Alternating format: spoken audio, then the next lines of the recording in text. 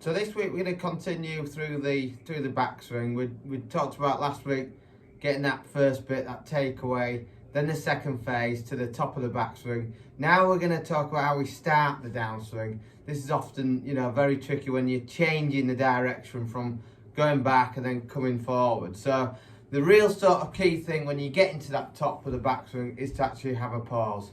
Most people kill it by rushing the initial sequence. And then what you get when you get to the top, we get over rotation. So basically the top half dominate it, the shoulders start rotating too early, then the club then goes over the top. So ideally when we get to the top of the backswing, we want a nice pause. That will allow your sequence to be a lot better. And then hopefully the initiation of the downswing starts with the legs. Then the arms can fall into position and then we can make a nice pass through the ball. You can see we've set up a nice drill here. This is absolutely ideal. What we sort of imagine this is almost a pane of glass, like Ben Hogan used to say. Imagine that's a pane of glass all the way to the top there, and then try to work your left arm under the pane of glass and then back under.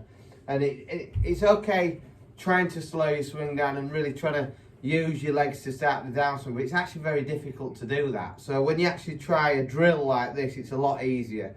We would just basically say, try and find a way to swing underneath this without hitting it, and it will happen. So basically we get yourself into position. We know to have a nice pause at the top, and then try to swing underneath the pane of glass. So from this nice position there, we know what to do in the backswing, underneath, back underneath.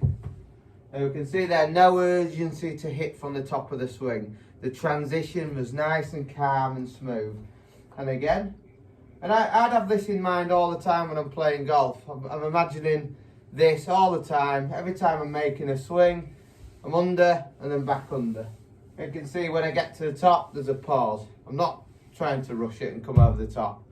And the rushing it comes from you're feeling like you want to hit the ball harder. But the problem is, bad technique, you won't hit it harder. Let's get the swing smoother, calmer, better positions, more centered strikes. The ball will automatically go further.